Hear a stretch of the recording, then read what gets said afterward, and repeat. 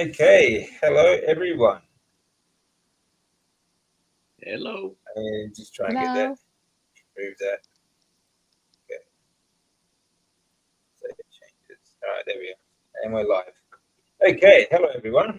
Thank you for joining us. Really appreciate a very special guest again today. Always lovely Sammy from Yokohama in Japan. And today, very special guest, Dr. Nelson Vasquez. Okay. So we're going to talk about all things carnivore, diet related, lifestyle related, and each of us, actually, all three of us, have had bouts of cancer. So we can also talk about that as well. Um, so anyone who has any questions, please put Q's in front of your questions so that we can see them easier, and we will try to get to all of them if we can. I'll just put that up there so you can all see that. All right, that'll make it a little bit easier for us. Yes, so actually, we were just talking in the background. We're talking about um, Sammy is or was it tomorrow? Sammy, your anniversary Tomorrow, too? tomorrow, yeah, tomorrow it's gonna be the exact 2 months of, oh, no, 2 years since they found a new metastasis to my lung.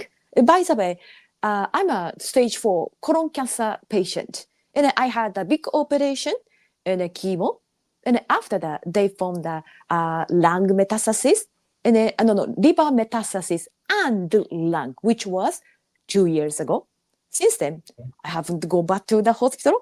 I don't know what is going on. But obviously, I'm symptom free, despite the fact that I was told that delaying 1 month of the operation means a death. But I'm still alive here. Yeah, that's awesome. Still going Mm, strong, yeah, and I'm strong. you're training, you're exercising like most days. Yeah, Yeah, every day, every day. I every day. do bro spirits. I'm not gonna do whole body exercise every day. That's a Yeah, recipe for disaster. I know this stuff. yeah, that gets very tiring. So that's really Mm. good. And of course, Dr. Nelson Vasquez, very popular. He's doing the rounds. Does a lot of lives with Dr. Kilt and others. Um, and just had a birthday a couple of days ago. 65. Is it, Doc? Yep, 65. I know I don't look a day over 29, but actually, I'm wearing a shirt today that I probably haven't worn in 29 or 30 years. Oh, wow. That's I pretty couldn't good. fit Cool, anymore in it. So cool. it's, I used to play softball, and it was one of Actually, the. Oh, that's Dr. Vasquez has lost over 100 pounds, haven't you, Doc? Yes, yes. Yeah. Mm. And I 600 thought days of carnival. I thought that 320. I am somewhere between I think 208 the last time I've been Yeah. sort of stuck on about the same weight for a long time now, but I feel great. mm, Yeah. Oh, you we feel can good. tell. Yeah. Yeah. Lots of energy. All good. Yeah, and actually, you were talking in the background about you recently had a bout of cancer as well, bladder cancer, and how you dealt with that. You stay strict with carnivore. Yeah, surgery was 14 months ago. After that, I've had already 3 cystoscopies, a CAT scan, a couple of urine tests. Everything has remained negative. But without making the long story, if you want the long story, watch DC's video interviewing me. Yeah, But yeah. We've got the interview uh, up. You can watch. I did a lot of fasting around the treatments. Yeah, So I would go have a meal Monday, have the treatments Wednesday, don't eat until Friday, or some of those days may having a modified uh, protein sparing type of fast because I would have maybe 400 to at the most 800 calories. But I was trying to stay in as deep ketosis as possible. yeah, yeah. That's a good point. Fasting is quite popular on the carnivore diet. Sammy does not fast. Sammy doesn't No. fast at all.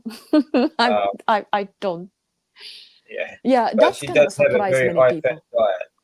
Oh So yeah. It's How many times? enough to. How many times a day you eat, Sammy? Oh, twice a day. And my eating schedule is kind of a unique. I eat first meal around 7, second meal, and the last meal is 11 a.m. After that, I'm not going to eat anything. They call it intermittent fasting, though I'm not trying to do it naturally.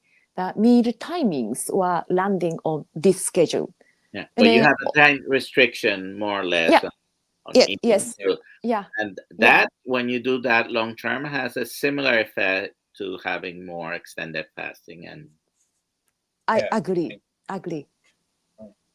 yeah. I mean, you've got like a 5-hour eating window, so 19 hours of pretty much fasting on a pretty what they call calorie restrictive sort of diet, I guess. Um, Mhm. yeah, there's forget the name of it, but a doctor in Europe, she's been treating cancer patients with very high fat, like 90-95% higher fat diets. She doesn't like fasting because of what it does to the cancer patients, but she does keep them on, like a nutrient or like a small eating window, so that there is like intermittent fasting or like a low calorie sort of restrictive sort of diet. But I mean, talking about calories don't mean anything. We're really talking about nutrients, but just a small eating window makes a big difference. And you, like Sammy is doing, gives you like best guess, it gives you a very similar effect to like long term prolonged fasting as well. So there I are ways see. that you. Mm, Sure. um, One thing I wanted to add is that, this is something, sometimes I see the female middle-aged population where they do fasting so aggressively to the point that, middle-aged women like myself, like a premenopause and, hormones is always go everywhere. On top of that, in my case, still I have a sleep challenge, if you want to call it. And that is why I tend to have a little bit stressful status in my physiological speaking. That's why, extend the fasting. Somewhat I feel incredibly anxious. And yeah, my thoughts goes to the, what I'm gonna eat, how much I'm gonna eat. That kind of obsession takes over. That is why, I don't think about too much about, like cancer biologies and, fast status, all of that. I just thinking about the stress level. The stress reduction for me is the kind of a fast thing I'm thinking about. yeah. No, that's a good point. Yeah, like when you haven't eaten for a while, your stress levels do go up. You start producing more cortisol, so it can be a problem as well, especially if you're fighting cancer. So, um, how did you feel though, Doc, when you did the more prolonged fasting? Do you feel better on a prolonged fast or like like shorter intermittent fast? I feel good. The longest I've done have been 5 days. I haven't done anything longer than that. But first of all, a very low carbohydrate diet or a carnivore diet is a fasting mimicking diet, anyways, and it increases your autophagy. We all hear that word, right? Well, your body's always doing that 24/7, even when you're not eating good. But imagine if your body had a little knob and you increase that knob by eating very low in carbohydrates and time restricting. It's not like it always go away, but yeah, you if you decrease the knob enough, then you have damaged cells in your body for longer, and that's one of the many things that happens when you develop this C condition. Sick condition. Yeah, I mean that's yeah. and the carnivore diet. I mean, it's so low in deuterium. Like, it's the lowest in diet in deuterium. A lot of deuterium depletion is very big. It's coming out now. A lot of studies done on this. Deuterium depleted water and all these different things to help fight cancer and health conditions. But even if you eat like a high fat is the lowest in deuterium out of all macros. So if you have a high fat diet, it really the benefits of long term fast may not be there depending on your condition. I did a lot of long term fast throughout my treatment, but it was really mostly I wasn't on the carnivore diet at the time, but I did the fast mostly because I just couldn't eat. It was just because the treatment was so severe. So I just couldn't eat. It wasn't that I was something that I planned. It was just that I just couldn't put anything into me at the time. So I think that I did see a study in Russia actually. It was reported on RT News or something, I think it was, but there was a percentage of benefits that survival rate of cancer treatment. 50%. Let's see, was it people who fasted? People who didn't fast had like a 90% chance of failure on chemotherapy. People who fasted after treatment had was it like 25% chance of, or was it 50% chance of failure, and those who fasted before and after treatment had like a 90% chance of success throughout treatment,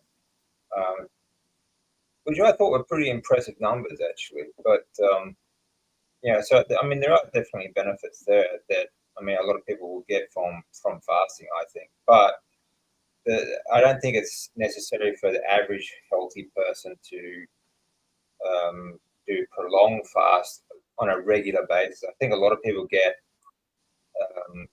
kind of dogmatic. They get really excited about it, and they want to do it all the time. I think it's a good, useful tool to do every now and then.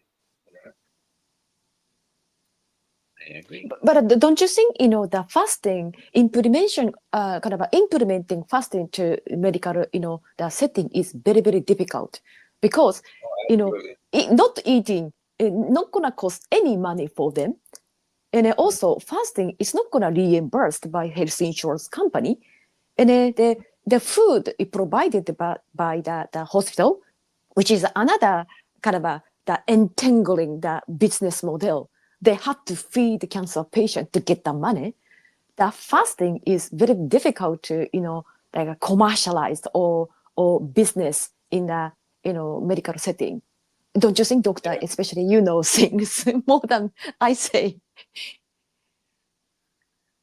I have a doctor friend who's a cancer doctor. I've discussed a little bit. Oh no, that Warburg effect is, he didn't want to hear about it. He's a cancer specialist, and the urologist who treated me, I tried to talk to him a little bit about the metabolic theory of cancer. Oh, there's hundreds of theories out there. He just dismissed that completely. Yeah. They unfortunately, we are taught one way, and we think they, wrongly so, but many of us, I include myself, sometimes we think there couldn't be any other way. There couldn't be any other theory out there that, so we dismiss from the get-go.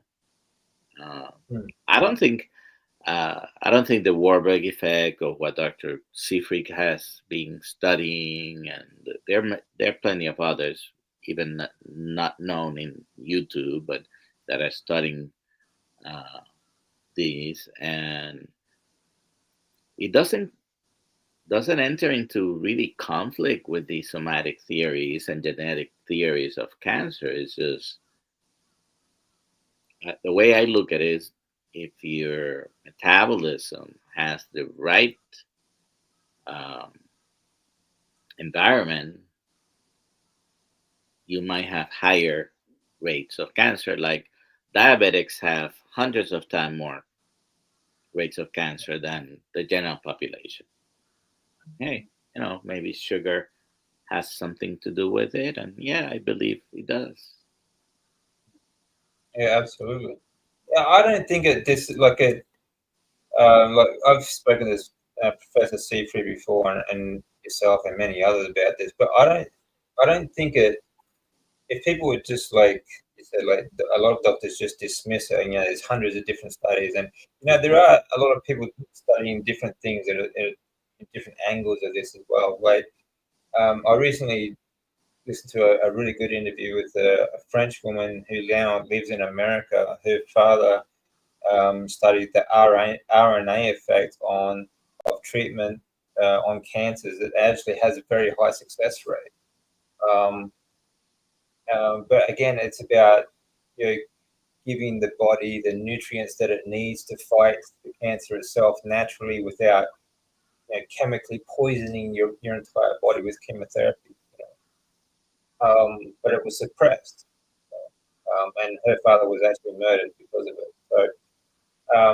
But that's these sorts of things do happen. But what's frustrating is that you get doctors like Oh, DC. He's frozen again. Yeah, yeah. He was talking about the study. So, oh, you are back. sorry everyone. There we All go. right, all right. Yeah. All right, there we go.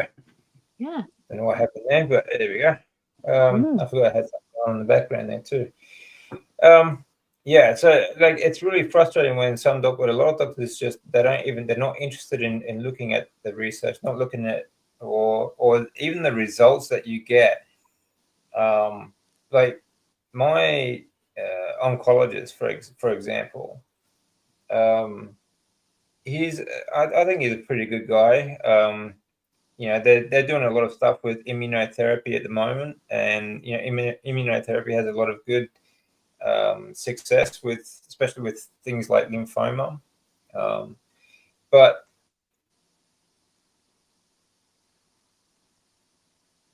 Okay. Hey, DC. What's next? Immunotherapy.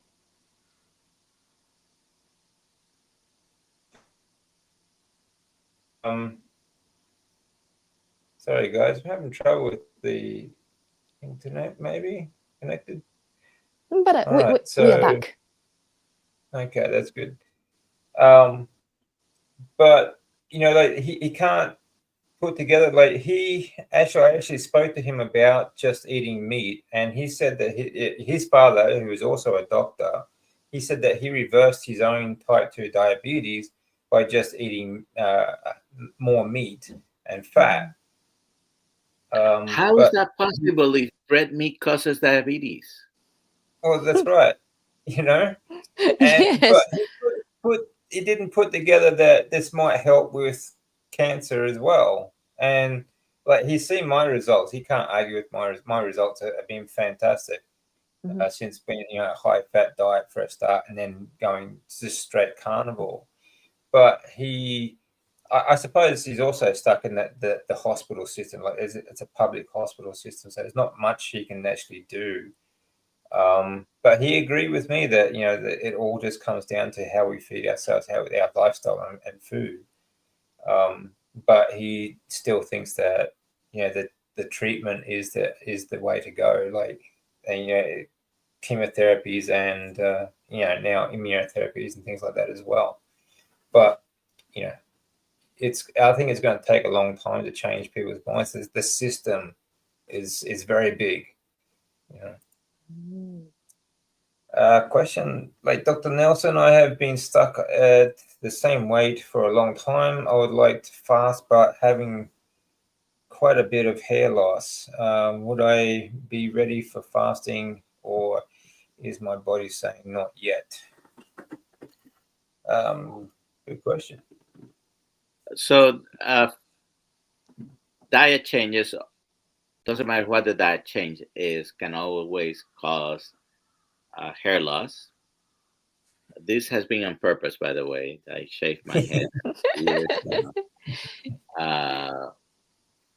But I started kind of thinning when I went on a very radical diet, injecting HCG and 500 calories.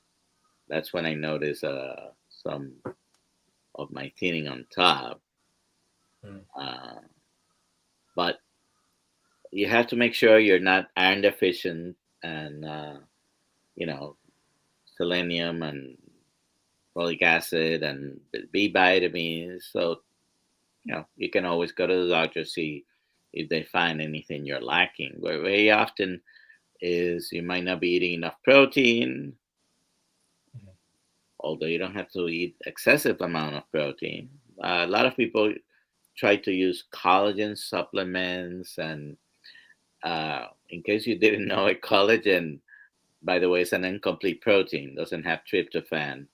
It does have 19 other amino acids. And the best collagen supplement is eat the connective tissues of your steak and the cartilage. That has all the specific amino acids that you're going to find in collagen. But all proteins get digested down to either single or single peptides, polypeptides. Well, peptides by definition is more than 2 or more, or 3 peptides. So your collagen gets digested to basically the minimum before getting absorbed. So the whole food is always the best source. Most collagen supplements, they are giving you some of the protein pre-digested, and probably a waste of money is my thinking. Most of them are. I think so. They always have studies that can back up, and for some reason, you can always find studies to support any theory. So we have to be careful with studies, but don't discard the possibility of a deficiency, among other things. Hypothyroidism, autoimmune disorders, all those can cause hair loss, as well as the common nutritional deficiencies. But if you don't like fasting, by the way, just answering this question about fasting, don't do it. Do like Sammy's doing, restrict perhaps the hours that you eat, your eating window, and just do that, and make sure you're having enough protein and fat. I was gonna fast today, and I decided to eat some fat trimmings that I had in the refrigerator. I cut them up. I don't know. I probably had 150 grams of just fat. I got so full that I left some. That's good.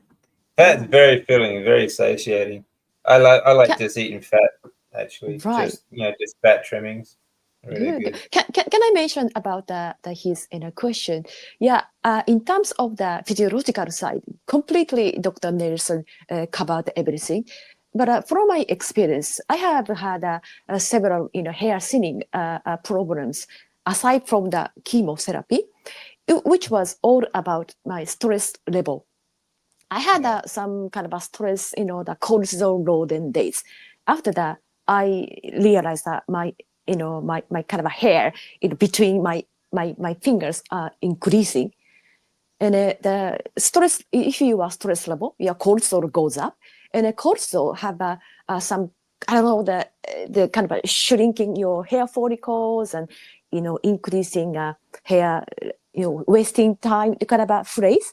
I don't have a terminology to explain clearly, but stress can be one of the biggest reasons that people lose people's hair. Also, stress is another one for losing hair. I think Even Dr. Kills sleep. explained this quite well too. Is cortisol production and even insulin. Insulin is a blocker of testosterone being turned into estrogen in the ovaries for women as well. So that can also block the pathways for your estrogen production, which also will cause the overload of testosterone and hair loss. And I think there are like um, like I think for the most part, like Dr. Vasquez was saying, a lot of it comes down to deficiency in diet. Um, I was the same. My hair went very thin when I was 21. At 21, my hair was very thin, and even growing up my hair was never thick because I never had meat in my diet when I was growing up. and there are genetic dispositions as well. So Yeah. Yeah.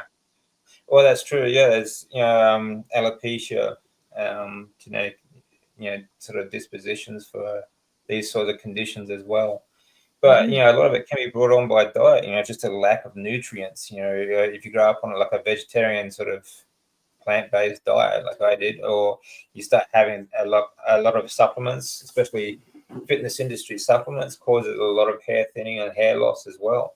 So I think it's just really most of it comes down to a lack of nutrients, and it'd be because of the lack of nutrients in your diet too will also cause a lot of stress and Oh, yes. you get Yes. cortisol production and you get insulin production. All these will block your hormones. So there's a lot of causes that can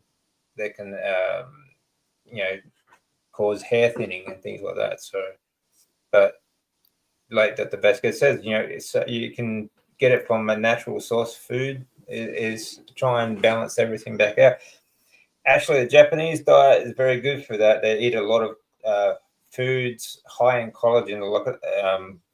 Basically, like nose to tail, like digestive tract and everything like that, bowel and things like that. So, agree. So connective tissue is very high in collagen. So I think really good. historically, we were islanders. We didn't have enough accessibility to hunt a big animal to eat. That's why we kind of, the animal source, it was very, very precious. That's why we ate everything, nose to tails, bones, and everything. That's, I think, a historical, reason. Yeah, exactly. Yeah, there's not a lot of big sort of ruminant animals in Japan. No. So, yeah. But especially after during the last 150 years or so, they experienced a lot of great poverty during the war and things like that as well. So yeah. So actually, we we're talking about that before, the so-called blue zones, in Okinawa, and what nonsense that is. So I've seen recently on YouTube a popular diet. There's always these fads, pick up these diets, right? And they say, oh, just eat like the blue zones do, and they it's unbelievable how many people fall for this. But they also eat like the blue zones do to lose weight and to be healthy, all right, and just eat like the blue zones. And then they just go all plant-based, like I said, eat sweet potatoes. I'm like, they don't. Wow. Yeah, Right? it's crazy.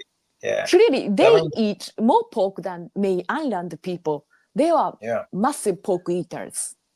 Nose to tail. And seafood. Yeah, and seafood. Yeah. Yeah, seafood. Fair enough. Yes. Yeah, Okinawa eats a staggering.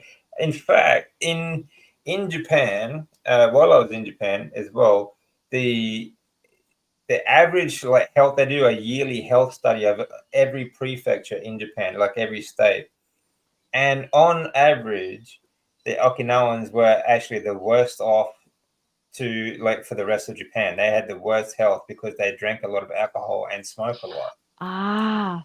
Especially these decades. Yeah. They lost a kind of a traditional food culture, especially that America has a majority of the station from the U.S. Army. I'm not, contrary that they brought the bad food, but most likely they are adapted to the the processed meat or junky food than people in main island.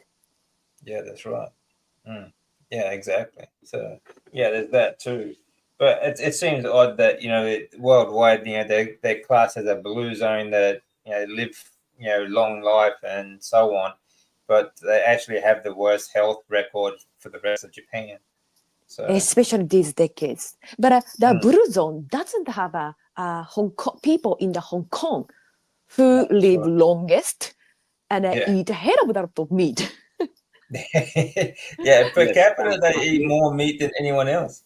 Yeah. a few years ago, they had the longest life expectancy, and in the same year, they had the highest consumption of meat, Wow. and and they were left out of the blue zones because How Yeah. come? Yeah. Gee, I wonder why. Yeah. Yeah. doesn't Too If it doesn't, inconvenient. yeah, exactly. It's doesn't follow inconvenient. the narrative. Mm. I think like a year ago, I was at Sam's Club and I saw the book. There's a new edition that came out within the last 2 years or something like that on the Blue Zones book. So I opened the book. The first sentence I read was that the commonality in the Blue Zones was that they didn't eat much meat. That's a lie. I closed the book, stopped. And without giving you much details, 25 to 30 years ago, I was going around based on the very first article that came in National Geographic talking about the blue zones and, specifically that was Okinawa. I forget the island of Italy and Loma Linda. What they do have in common is community, among other things. And Loma Linda was the only one that was predominantly vegetarian. The none of the other places are. I mean, they all eat meat, and some of them drink alcohol in moderation. And um, sometimes there are things that you have to be careful with because even who doesn't. I don't know if maybe I'm dating myself, but do you remember George Burns, the Yeah. stand-up comedian I think he was able to celebrate his 100th birthday. Maybe it was 99, but he smoked a cigar every day of his life. Now, I'm not suggesting you smoke. We do know that smoking is not good for you. But Mm. how come he lasted that long and he was constantly smoking? So some there is no study on longevity that really you can do because you would have to control so many variables, right? Yeah. And no scientist is going to live longer than the subjects of the study. No, that's right. No, it had to be like a generational study that was on a population that was controlled from birth to death in a lab sort of thing, which is going to shorten their life anyway because they're not getting outside in the sun and so on. It'd be like the So Truman Show, It had to be a Truman Show. you Yeah, And that's it's why just we not yeah going to we happen. your yeah friend we, Professor Bard has a very good explanation about what a good study would look like and how it can never be done.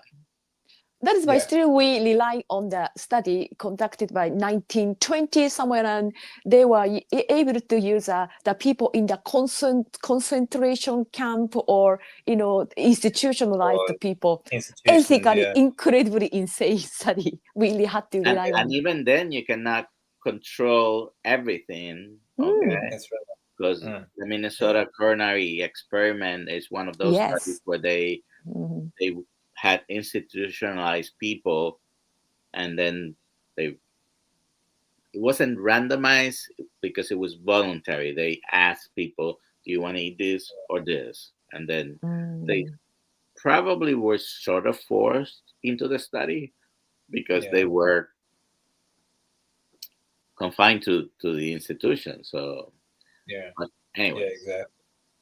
Yeah, and certainly, people who are in, went to sanitariums that were run by Kellogg and so on, they were all pretty much forced to eat what they wanted them to eat as well. So there's nothing that you can really fall back. I mean, there are studies that, like the Bellevue study, is like just two, Professor, was it Wilhelm Stephenson and his partner did just on the two of them for 12 months, plus the experience that he spent in the Arctic. There's examples of like the siege of Alexandria, where the French cured was it scurvy by eating horse meat, and this actually became a really popular dish in France because of that. The siege of Alexandria. So horse meat became a very popular dish in France because of that. And then you've got Salisbury, like, who treated Civil War soldiers and things like that with meat. And then there's studies that were buried as well. Like in the 70s, there was a study done at an asylum, but it didn't get the outcome they wanted because it turned out that actually they did better. That's the Minnesota coronary experiment. Yeah. That it wasn't published until 2015 when someone found it, and the head of that study that took his name out was, do you know the answer to that question? Ansel Keys. Ansel Keys was the director of that study, and then when it didn't prove what they wanted to prove, they put it in a drawer, and he officially took his name off the document. But yeah, it was with corn oil and animal fats. The comparison, there was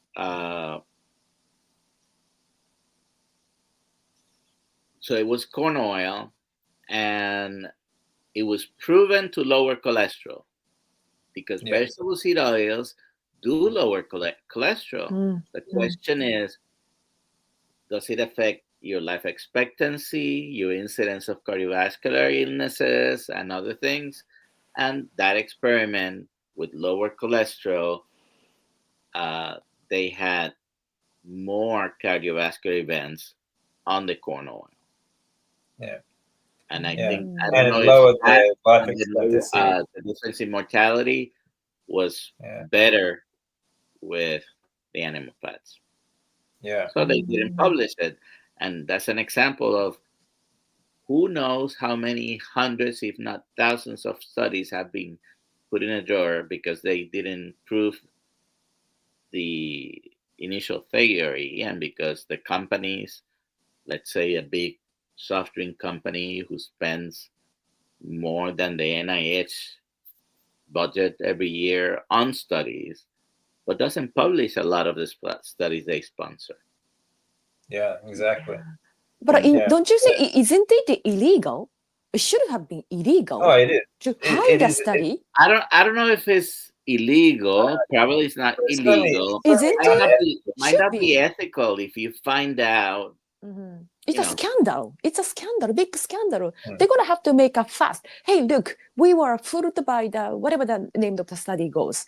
We're gonna accuse someone who is in charge of, but we didn't do such a kind of accusation. Clearly, something is quite wrong. I don't think it's illegal. I mean, it should be, but I don't think it's illegal. But certainly, it's very unethical, and it's certainly like Dr. Vesca said. I think there'd be probably, if not thousands, of studies that have similar outcomes. That they've been trying to prove something else, and it went the wrong way, so they just buried it. Even good science gets buried because there's been doctors throughout the years, throughout the ages, who have come out, like Wilhelm Stephenson, for example, that went up against people like Kellogg, and they just got buried. Like, not many people actually know about Wilhelm Stephenson. These days, like 100 years later, not many people know their name, and they should. He's got great books, he's got great studies, he's got great experience. But it's just not known. It's not out there. It just gets buried, unfortunately. But that sort of thing, a lot of that comes down to some illegal acts, I would say, because suppressing information like that, I think, is just so wrong. So anyway, Yeah, it is dangerous, but mm. it is not illegal. I think it's might be Mm. unethical, but Gray zone, gray zone. Yeah, very much. It depends Mm. on how they do it. Like Mm. yeah. Anyway. A while back, there was a push to change the cancer protocols to include eating low carb. Is there anything happening in that area? I think that depends on where you are. I think in America now you have RFK Jr. on the on the warpath is really good. I think you're going to see a lot of big change in a lot of ways, especially the way like the FDA approves food and things like that. And hospitals do things. There are people here in Australia also working on the dietary guidelines as a whole, like in institutions like hospitals as well. Like I spoke to was it Dr. Miyuki, last year about this actually, that they are trying to work on that at the moment, because they're also trying to get it into education as well. They're trying to change, like put low carb diets into the education, because he himself, he's a very experienced doctor, but his son is also studying medicine at the moment. But in Australia, anything on nutrition is purely elective in school. They don't have to study anything on nutrition at all. Which is just unbelievable. It's a So good. joke. It's so bad. It's a joke. But the best, because I mean, you've got more experience in this. Like, how much nutrition did you do in school?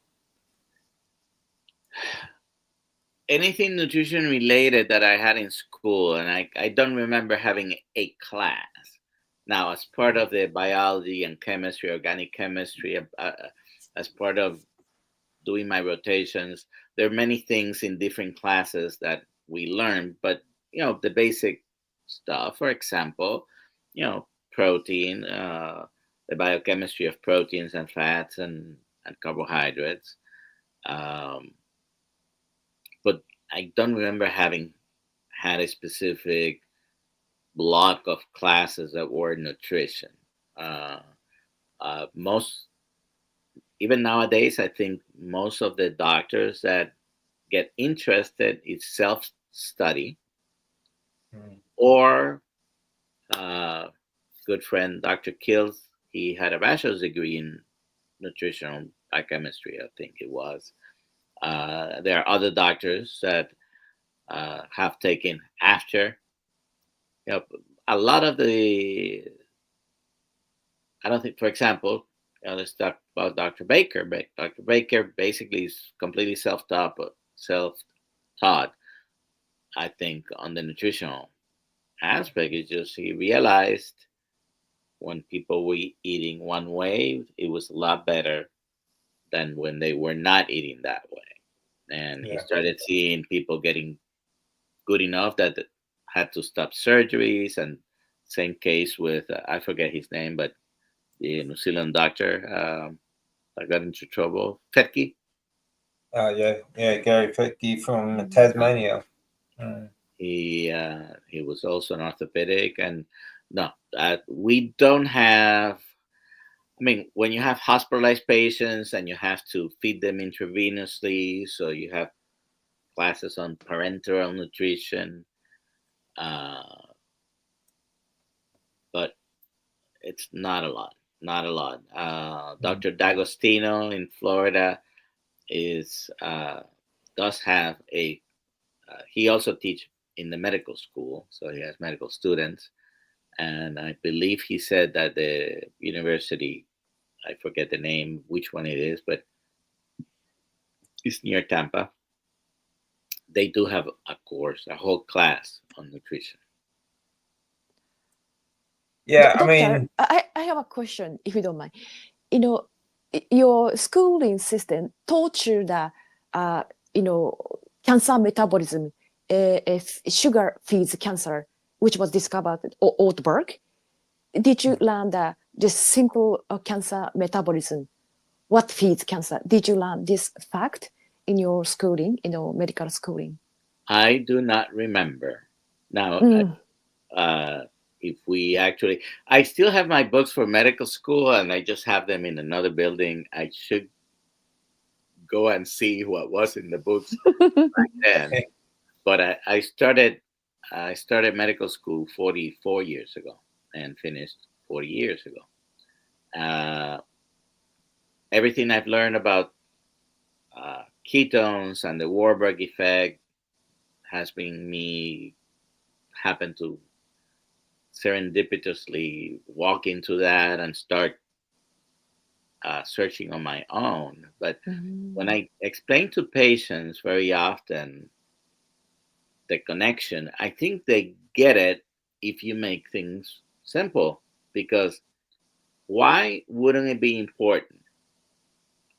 When you have a PET scan, the molecule that they use, the radioactive tracer, it's called FDG, right?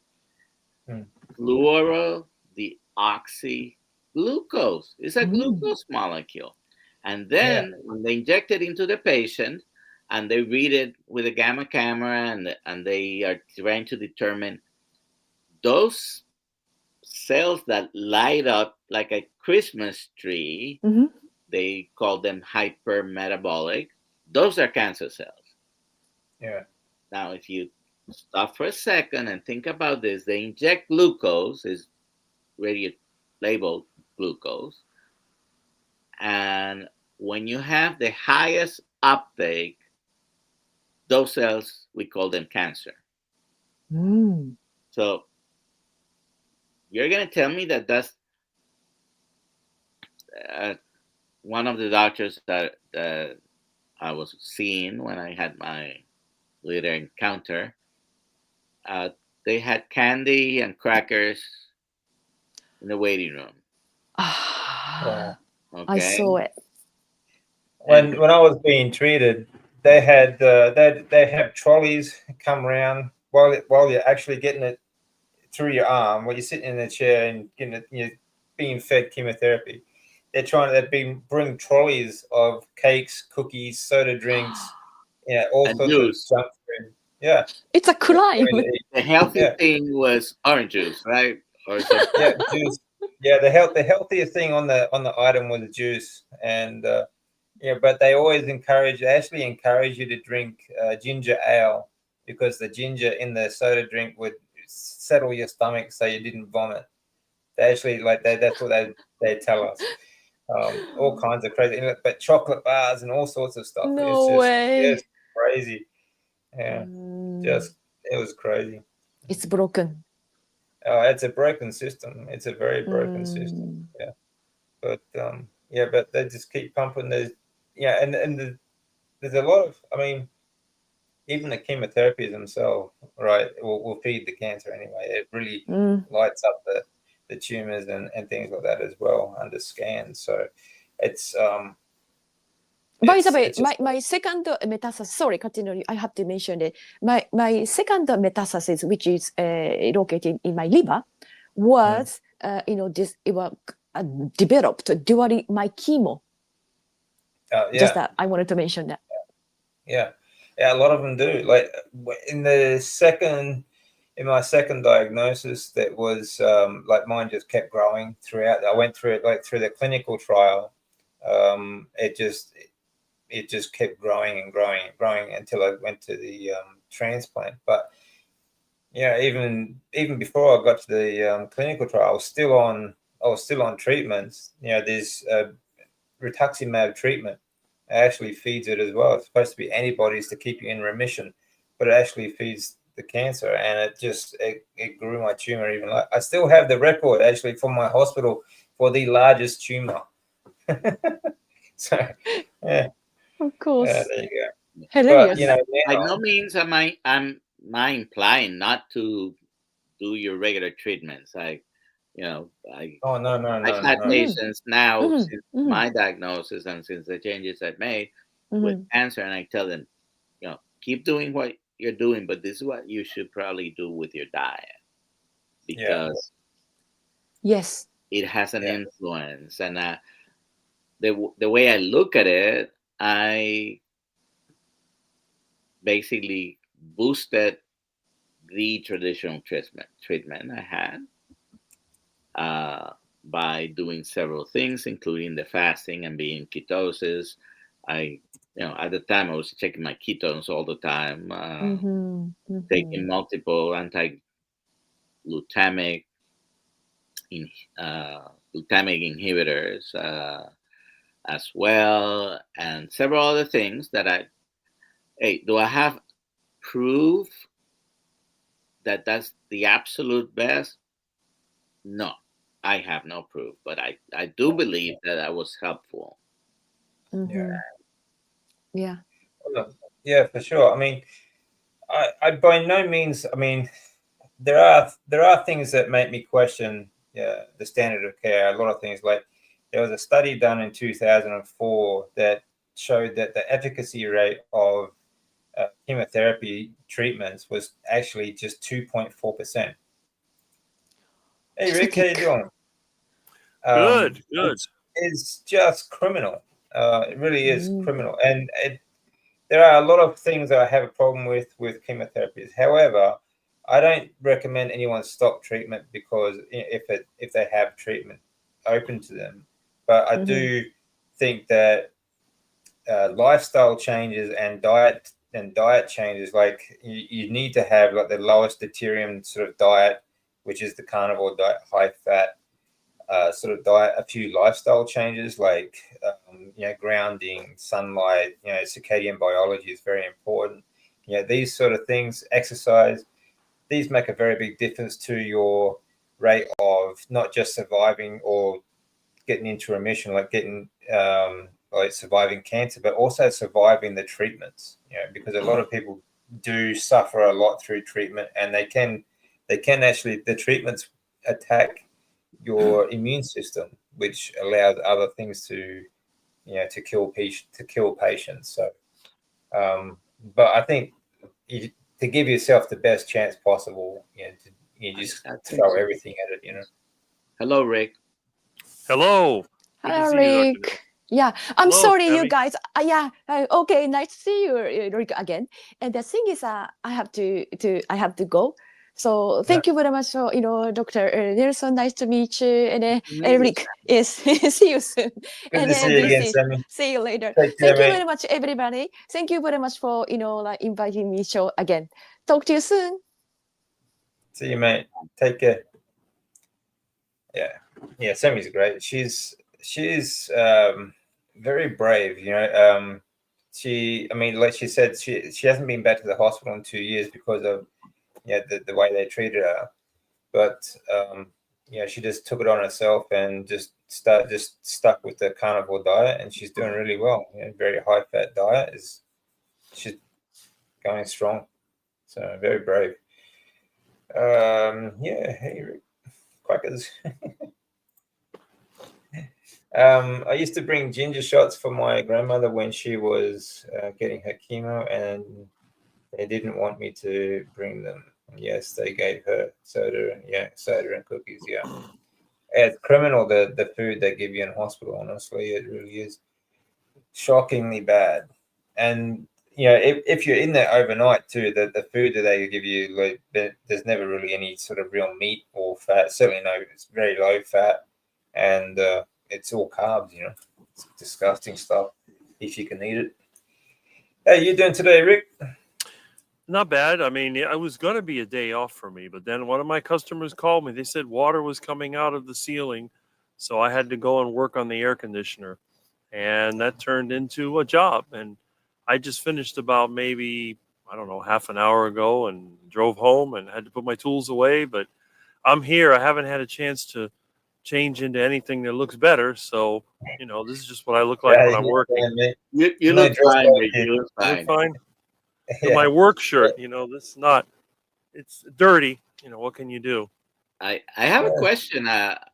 This is handiwork stuff. My son's toilet. He noticed that there was some water on the tiles and getting wet, so he shut the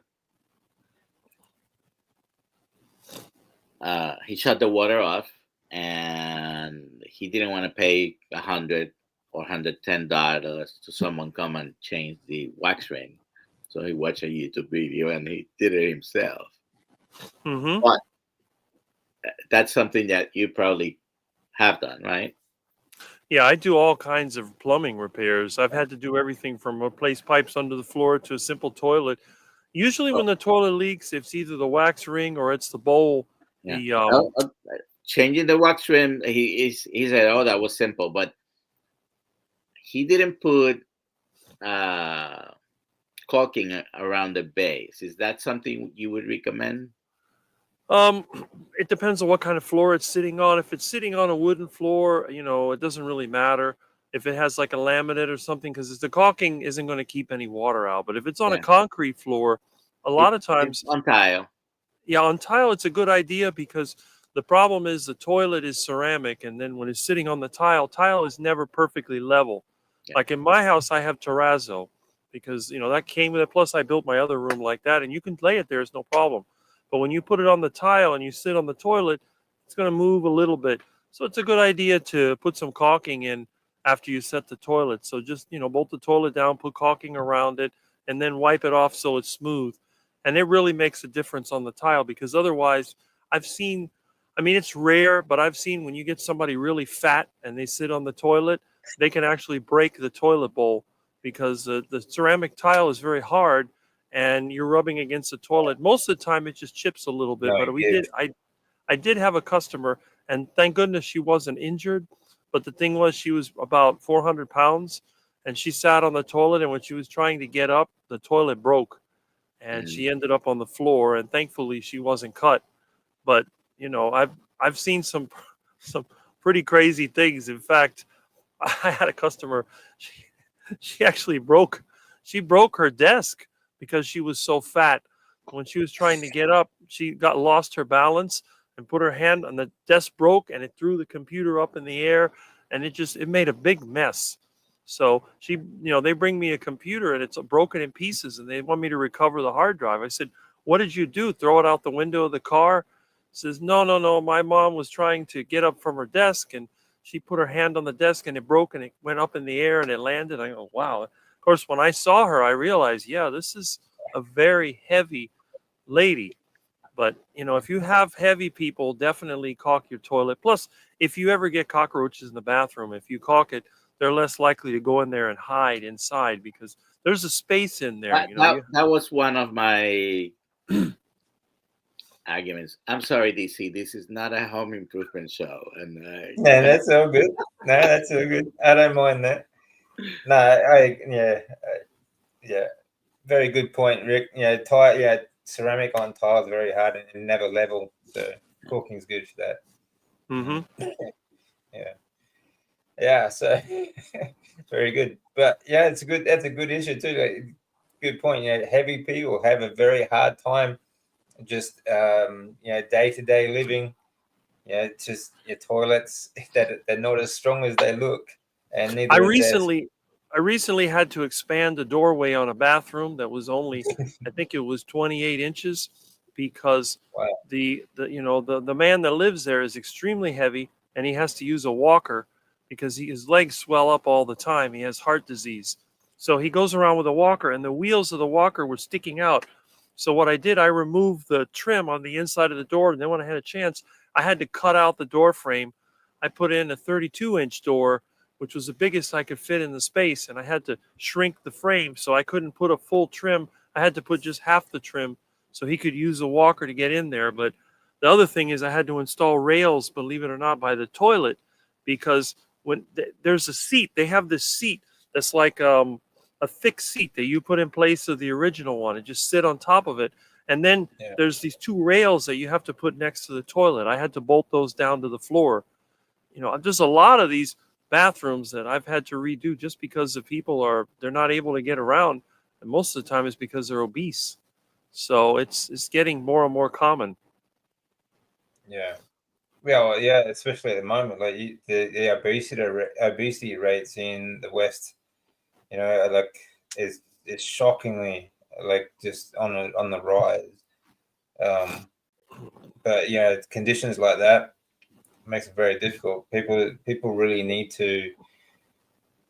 Well, I mean, I suppose that's what we're doing. We're trying to help people get onto a proper healthy, proper human diet, aren't we? So they can avoid situations like living like that. Mm-hmm. And Like we it's talk about interesting. that all the time. Yeah, Why it's would interesting. I had a customer tell me, because I can get in some pretty tight spaces. I was trying to fix an electrical problem. So I was on the floor, I was underneath in the kitchen trying to get to the outlet that goes to the range, to the stove. And I got under the cabinet. So he's looking for me, couldn't figure out where I was. I stick my head out of the cabinet. He said, "How in the world did you get in there?" Because I'm 6'6". I'm a very tall guy, and I bent sideways and I got in there and I got to the outlet. So he says, "Well, you just wait until you get to be my age. You're not going to be able to do that anymore." I said, "Oh, what age is that?" He says, "I'm 48." And I laughed. Oh wow. Really? What's so funny? How old do you think that I am? 40? 38? No, I'm 56. And he was like in shock. What? You're not 56. I'll show you my Yeah, driver's license. I'm 56. He's looking at yeah, me like, I can't believe it. There's no way. yeah. You tell them what your diet is. Oh yes, I have to mention that because when they start talking to me, he was asking me, "Do you take any vitamins?" I said, "No, I don't take vitamins. No vitamins at all. Nah. You eat a lot of fruits and vegetables? Nope, I hate them. What do you eat? Meat, eggs, a little bit of dairy, drink water. That's it. Oh, that's crazy." Yeah. I said, "I call it Rick's heart attack diet. I've been trying to get a heart attack since 1983." Still hasn't worked. It hasn't worked yet. Nope. Yeah, but it's crazy situation at the moment. People's health is so poor at the moment. I think it's like we are probably like the worst situation humanity has ever been in, really, health wise. Like you look at obesity problems, like people can't even walk, but they're still they won't change their lifestyle, or they won't change their diet. They're addicted to, addicts will get, they're like, you see diabetics all the time, like Dr. Baker was talking about Dr. Baker before. People they would rather lose limbs than change their diet. Mm-hmm. I've had Crazy. them. Yeah. I have them. Even after having some toes amputated, patient wasn't going to change their diet. It's really bad, isn't it? I actually, you were a similar situation. You were in the IGF. It was the I forget the drug, the weight loss drug and diabetic drug you were on for 2 years and did nothing for you.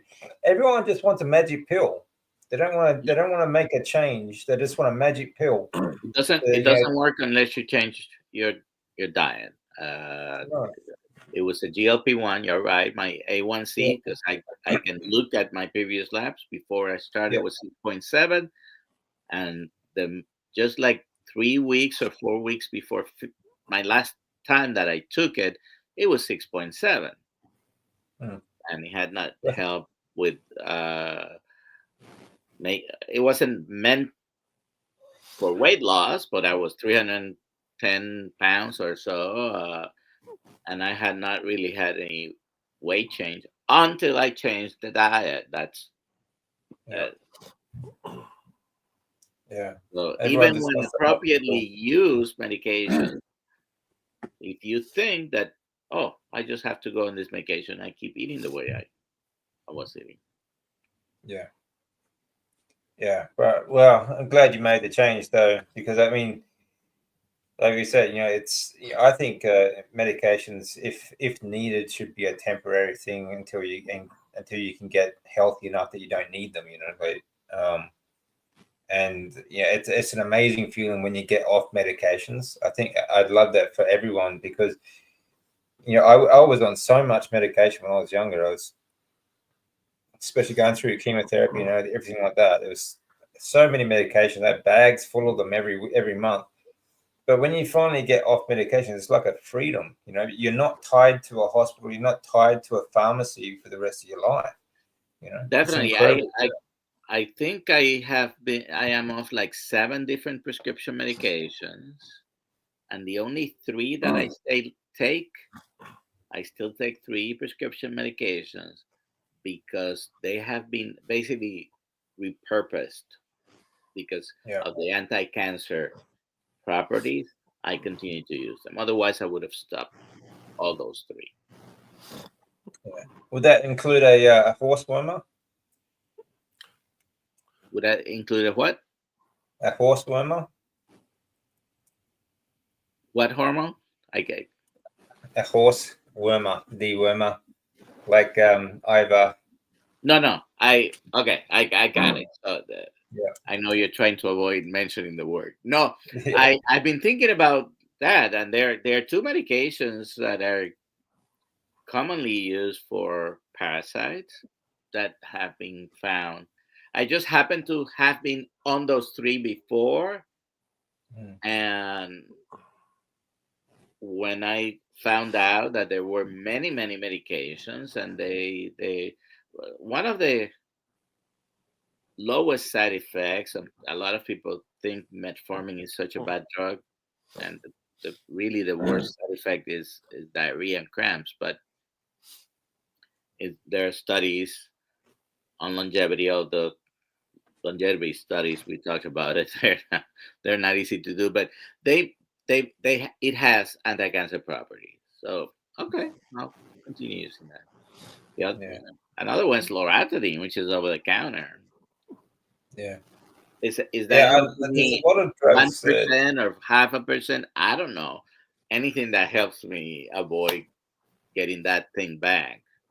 That's right. There's a lot of anti-parasitic like drugs that could be repurposed. I know that many years ago, I found like that horse dewormer that everyone hates so much that. But on the NIH website itself, like there's over 300 studies I've got links to that they use in the treatment of cancer, or various different types of cancers. So these so-called horse dewormers and so on are far more effective than they tell us. But hopefully, thankfully, a lot of people are waking up to that sort of stuff now too. So that's helpful. But big pharma cannot make money on.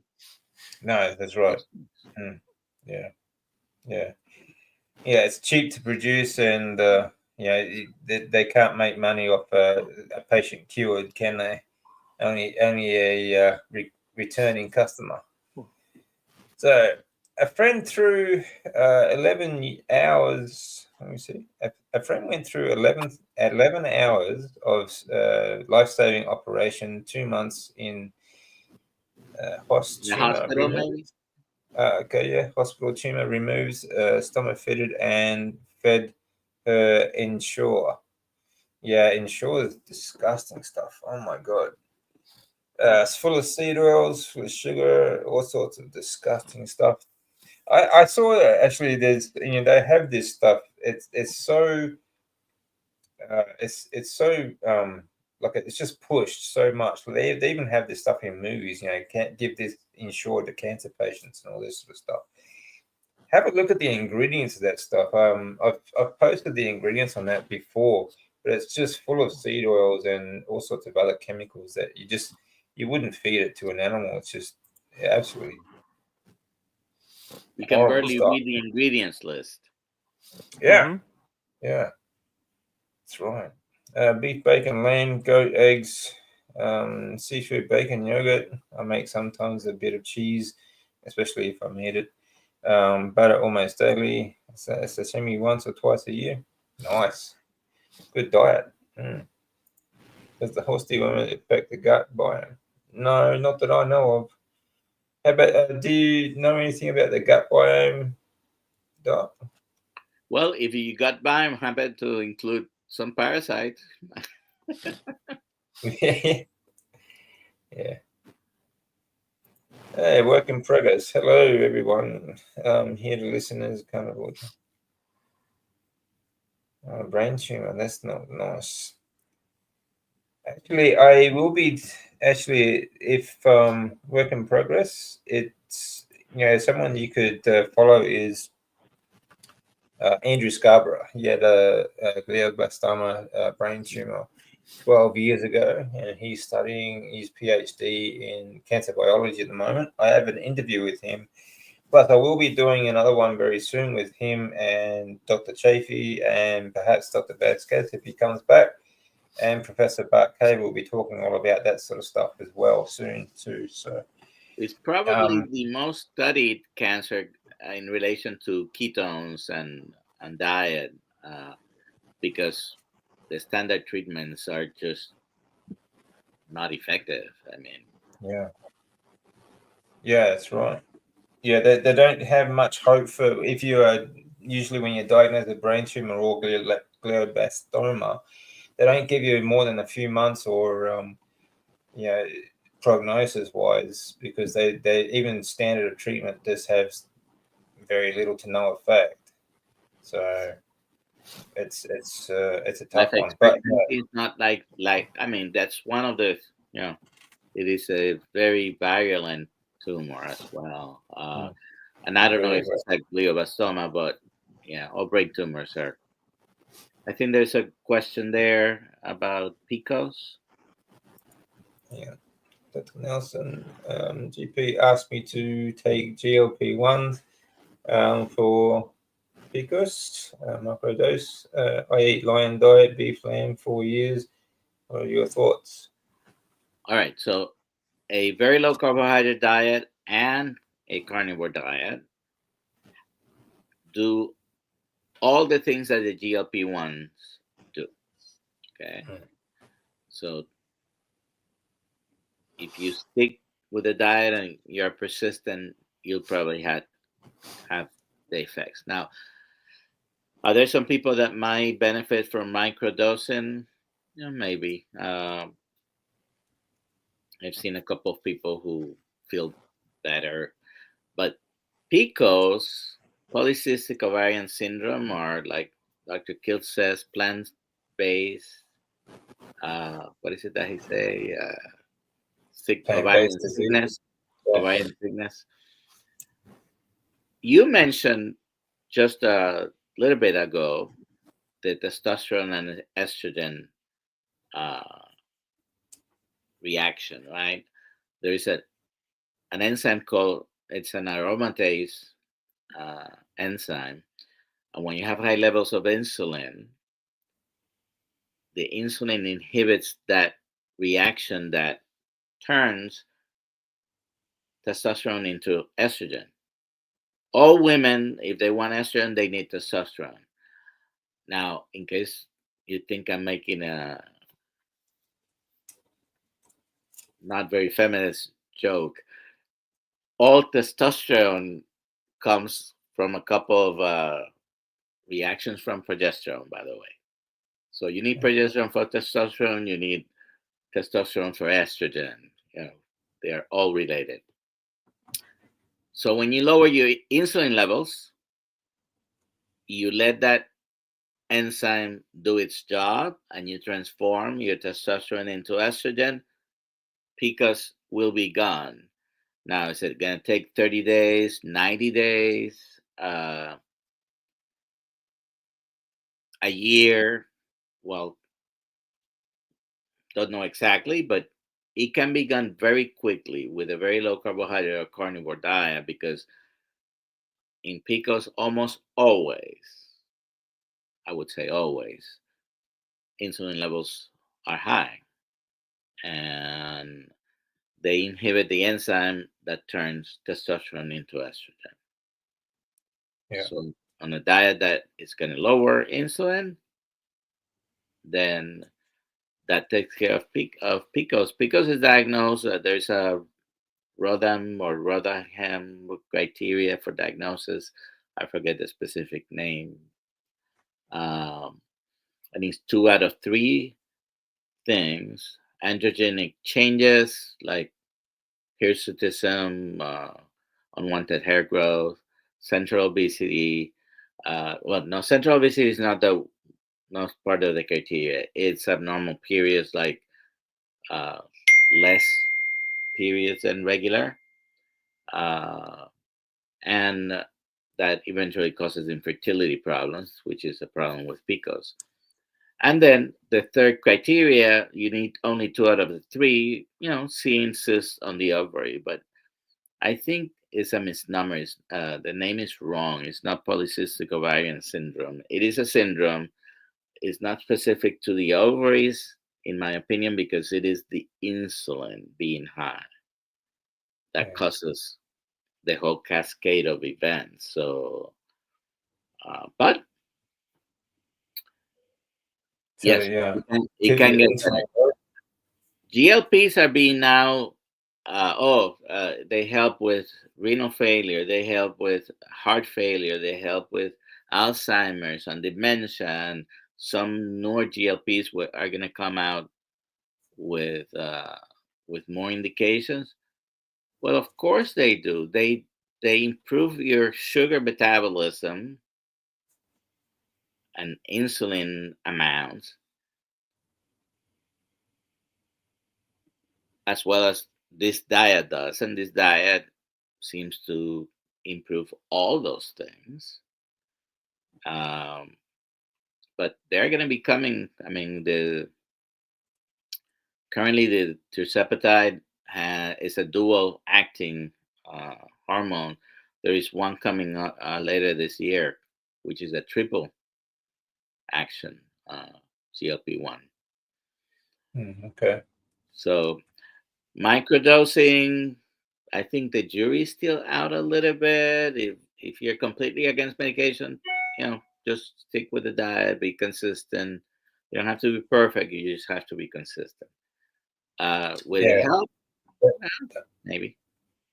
I think that's always the key too. Is like it just show up, like it just be consistent. And with whenever it comes to health, it's about the long term. No one's perfect every day, but as long as you just show up, and consistency is the key. Yeah. So excellent, great, fantastic, inoperable. Yeah, that's a horrible diagnosis to have. Again, like Andrew is a really interesting guy for you. I think you might like to follow Andrew Scarborough. He has a very good what is it called? He has a blog on uh, Substack that he writes articles on. He also is on Instagram. If you follow him, he has a lot of good talks on this stuff as well. But yeah, good luck with that. That's a horrible diagnosis.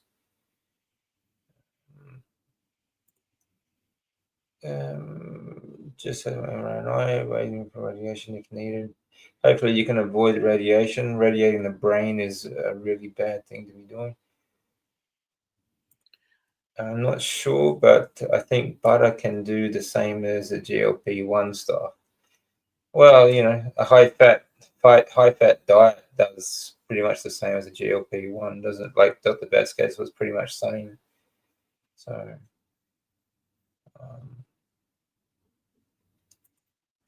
Shit says nuclear, yeah.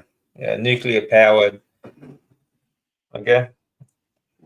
I'm nuclear powered because I've had more radiation through me than Fukushima. But, but that's why I'm still going. Anyway. Just sorry guys, I'll try and catch up on some of these comments and 6'6" guy, yeah. Yeah, that's Rick. Let me see. I just heard that eggs help with GLP-1 and eating butter. Yeah. Well, like that, the best guys are saying, like this diet covers everything that a GLP-1 does. It lowers insulin and it does. It covers all these things. If you are, like you said, if you are consistently carnivore and you stay away from the plant materials, like Dr. Kilt says, you know, ketoacidosis is a plant-based disease or condition, not so much disease, but condition. And, like most things are, plant-based. So, excellent. So just maybe another few minutes. And so if you've got any more questions for Dr. Vasquez, please get them in now. What's going on with you guys? Rick, what have you been up to? I saw you did a live the other day. Just well, 5 I do a hours. live. I do a live every Saturday morning. The last one was almost 5 hours, so usually it starts at 8 a.m. Yeah, it just keeps going. What I did, I made a deal with him. I said, look, as long as we had more than 30 people, I would keep on talking. There were a lot of comments. I think our maximum was 60, so it was pretty good. And then when Mitch comes on, which is usually around 9:30, then some of them leave. But I outlasted him. He was already done with his live, and then they came back to mine. So it kind of went down, and then it went back up. And it's just the usual questions, because I'm not one of the popular carnivores. I'm not the doctor. I'm not the expert. So people ask me questions about things like how to fix their car and how do you catch an iguana, and what's your favorite food, or just stuff like that. And there's always a question. I love the dog retraining camp that you have. My crazy cat. No, the dog retraining camp. Oh, well, that's actually, I guess you could call it a retraining, but I think it's more of how would I put it? It's like a vacation, Yeah, they go there, they relax. It's sort of like you're going to a spa, and you're going to get all the food that you want. You're going to sit around all the time. You get to mate whenever you want. And then one day it just lights out, and next thing you know, you're in the kitchen tasting good. Deep fried. Deep fried and pure beef tallow. Swimming in beef tallow. Yeah, a Muscovy duck cooked in beef tallow tastes just like a steak. You can't tell the difference. Oh, I'll have to try that. Yeah. Actually, I've been thinking about getting some ducks here, actually, on the property where I'm staying at the moment. So, because, duck eggs are fantastic. We've got a heap of wild ducks, but they're all very small. We've got one Muscovy. There's a lot of wild ducks that come here and migrate here every year. So, they're called whistling wanderers, but they're not much bigger than like a pigeon, really. Yeah. You need the Muscovy ducks because they're really large ducks, and they won't leave. They'll hang around as long as you feed them. Yeah. Well, he's been here for about 6 years now. So there's only one Muscovy duck. That's strange. Yeah. Well, there were two when they first arrived. One of them died, and he just hasn't left. So he needs some females. Yeah, that's what I was thinking too. I'm just going to get to this comment here. I lost a dear friend to colon cancer back in 2015. Her doctor told her sugar is not the problem. Eat what you want. Also drank Ensure. Yeah, wish I'd known about carnivore. Yeah. I think sugar is the problem. Definitely. Absolutely. And there is a study, if you want to look it up, the Arista study, and go and find the images from the data in the Arista study. And this study, I have a piece of paper with 3 of those graphs that I use sometimes to teach patients, because they plotted the A1C, which was completely flat before it gets to 5.6. And all 3 graphs, one is all-cause mortality, cardiovascular events, and cancer, which a lot of people don't know. Your cancer risk skyrocket when you have diabetes, okay? Which is the ultimate expression of metabolic dysfunction. But on those graphs, on that study, Arista study, the curve were at 1, general population was 1.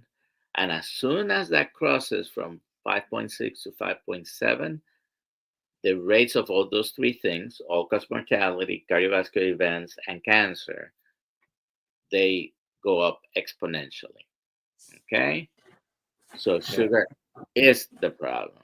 Sugar is the problem. Sugar and insulin are the problem for cardiovascular events, all types of metabolic dysfunction. Uh, All kinds of diseases. it's Yeah. not the And cholesterol. combinations as well, sugar with lard, for example, or sugar with fat. But it's always the sugar is the problem. I was the same. Like it's not about like energy production either. Like a lot of people say when you can tell because you got low on energy and that sort of stuff. I had plenty of energy. But I had fatty liver because I had a high sort of sugar diet, really. High carbohydrate diet, low fat diet. So I had a very fatty liver, and that's what led to my diagnosis. So, you could be high on energy, you could be feeling pretty good. I was very fit, I was very lean, but I was stage 4. So, sugar is absolutely the problem, and you get sugar from all different places as well. It's not just the teaspoon of sugar that you put in your coffee or tea. So, unfortunately, it's just the way it is. A doctor's advice like that is just criminal, honestly. But again, it's the education. We were talking about that before. They just don't have the education. They think it's genetics as well. So there's nothing you can do about it. I was told by the same. Like all my doctors, they all told me there's nothing you can do about it. Eat whatever you want, do whatever you want because it's just genetics. It's just bad luck. But I'm the only one in my family that has this disease, so it's not exactly a genetic sort of thing, is it? And there are certainly genetics. I mean, we can use an example the BRCA mutations. I mean, genetic predisposition is a real thing. Doesn't mean 100% of the people with those genes express, right, the cancer. But then you have environmental, and food would be part of one of those things that causes changes, either suppressing or causing the early expression of those genetic inherited problems. I mean, they all sort of manifest. I think the way they manifest may have a lot to do with your genetics, but the cause is still going to be the same. Like the sugar and everything is going to be the problem, but your genetics will determine where the problem sort of comes out. And you have a person, if you have like family history of coronary heart disease, it's a somewhat it's an increased risk for heart attacks and strokes and things like that. So you do have higher risk. Maybe you have to work harder at decreasing all the risks that you can decrease. Like I cannot change my genes, but I can try not to smoke. I can try to reverse diabetes. Oh, by the way, diabetes you can reverse it, right? Yeah, that's right. I mean, you may be predisposition. That doesn't mean that you're definitely going to get it. Yeah. It doesn't mean that as long as if you have a healthy lifestyle, for example, if you have a low deuterium diet, it's very difficult for you to get a disease if you have if your mitochondria are healthy. So and eventually we're going to be fertilizer. Something is going to happen at some point in your life. I just would like to put off that time as long as possible, right? Yeah, and like me and Rick always say, like, just drive it till the wheels fall off, and just when it fall off, and just plunk, just drop off the perch like that day, sort of thing. You don't want to spend the last 20 years of your life in bed, Right. So, that's the thing. Like, you want to be. No one can say how long you're going to live, because you don't know what's going to happen, but you want to be as healthy as you can for as long as you can while you're alive. Now, I have a question. For someone like me who hasn't been to a doctor since 1996, how would I know how would a person know if they had diabetes or not? What are the symptoms? Well, most people don't have the typical symptoms, right? The 3 Ps, polydipsia, polyuria, polyphagia. What does that mean? Polydipsia means you're always thirsty. Polyuria, you're urinating. And polyphagia is that, you know what, how bears get in the autumn, that they have to be eating and eat. Well, the typical diet, and I've had less than a handful of patients in 40 years come with the typical symptoms of diabetes. So you don't have those symptoms, it's unlikely, but it's possible, especially, I mean, in your case, I probably wouldn't worry much. You're not eating really anything that's going to cause diabetes, although you're still looking for that heart attack. But I mean, if you wanted to know about your blood sugar, you can go to Walmart, get a glucose I've done that, monitor. but the thing And is that it's very strange because sometimes it's extremely low, and I feel fine. I've had it like 52, and I had plenty of energy. So I don't know how accurate that is. so this is my take. So if it doesn't sound like your other doctors, but hypoglycemia to me is not hypoglycemia by the number. It's a low number with symptoms. Okay? Yeah. And if you're having symptoms, which is a multiple of them, usually people get trembling and hungry and headaches, and I've had severe episodes of hypoglycemia with symptoms. But if you're not having symptoms, that blood sugar is fine for you. Yeah. Okay? I never even get hungry. This is the funny thing. Everybody else I know gets hungry. I don't. I eat 3 times a day and I eat a lot of food, but I never get hungry. And the thing is, I won't even eat food that I don't like. When people have bread and pasta and all that stuff, I have zero interest. But if you start putting steak in front of me, I always have room for steak. Even if I'm not hungry, even if I've eaten 2 pounds of steak, we had a barbecue. Oh, we have some leftovers. Well, can you give them to the dog? I'm like, no, I'll eat them. And I'll stuff myself until I can't swallow anymore. But I was going to say that you can buy a home hemoglobin A1C test. They sell them at Walmart, $35 for 2 of those tests. So, $17, $18. And you can always check on that. That's a very good. I check my blood pressure regularly. It's usually around 90/60. And I feel fine. Yeah, I think I mean, it's a very much an adaptive thing too, though. Rick, you've been on this for 42 years or so? 41. 41 years. So, it's like, being fat adapted, your body takes time to be adapted. You've been your whole life mostly. So, it's who's to say what's normal. We go on what our blood sugar is normal, like the average. So all these numbers that we're talking about are like the average numbers for the population, general population.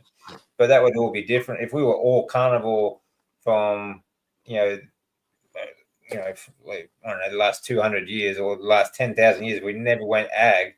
Like, we'd all be completely different. We'd be more like you. We'd all be very tall, maybe have very low blood pressure, maybe have very low blood sugar, and that's a normal thing, So it's all very different. The other thing I've noticed, a lot of older people that I work with, they tend to breathe hard even when they're not doing anything.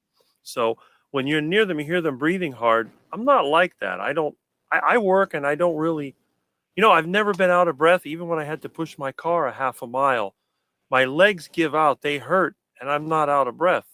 This is the other thing. And I always assume that if you had heart disease, you would start getting out of breath very quickly because you wouldn't be able to circulate the blood through your lungs. When my dad got older, he would get out of breath, and I told him he had heart disease.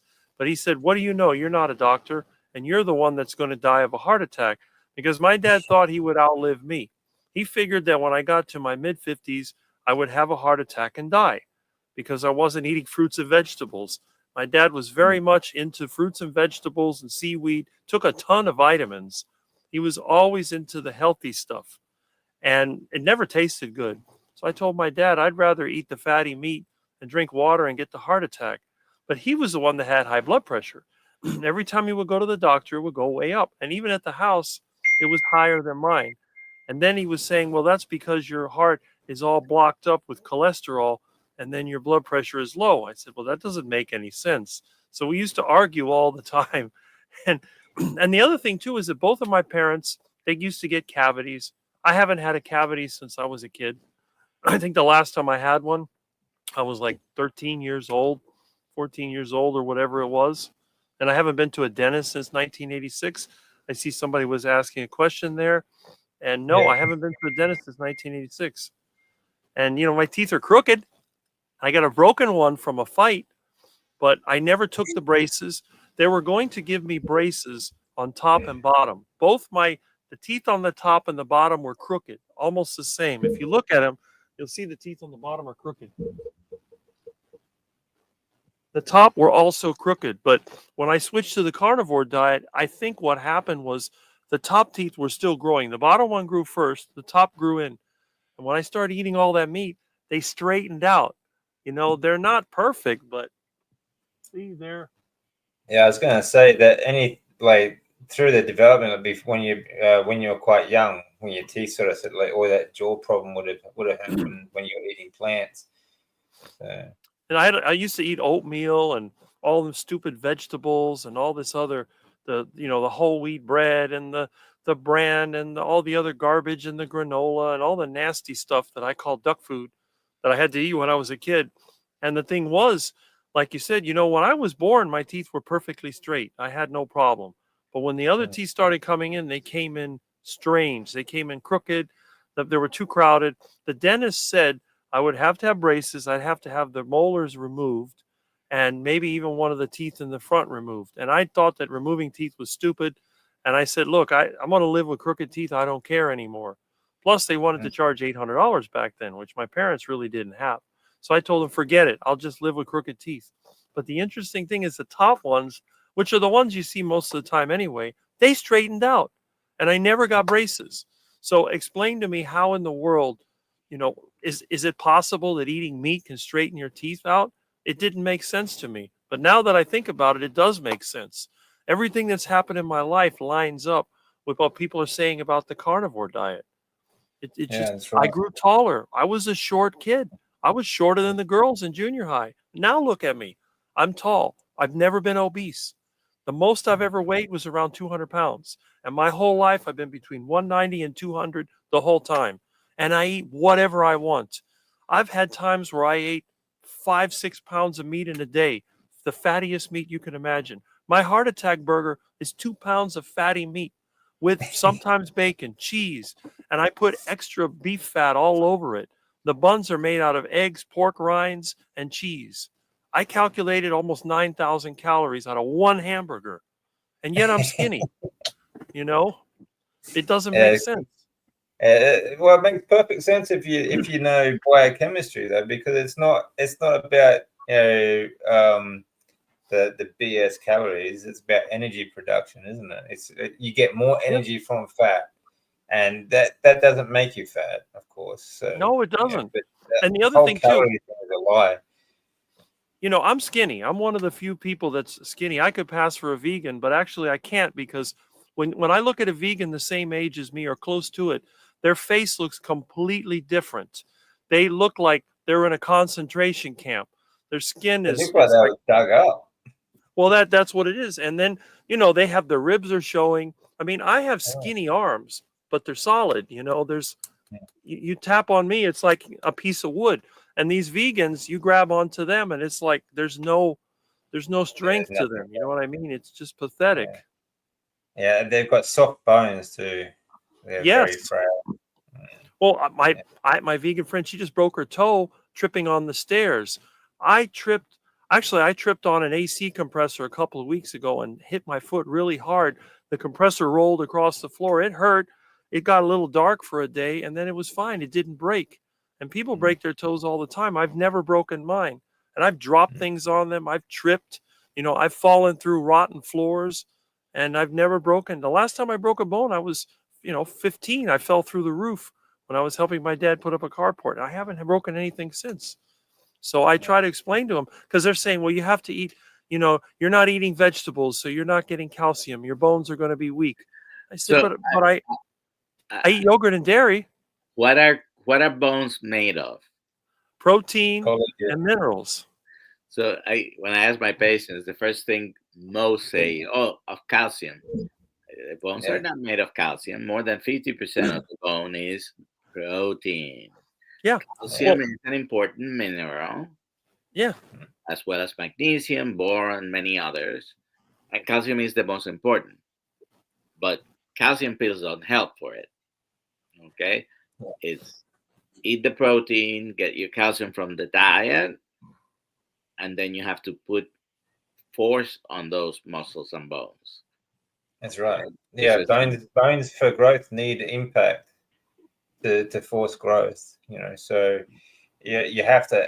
That's why I keep telling people we are built to move. There's so many things in our body that require movement and impact. Like bone growth, lymphatic system, everything just needs movement.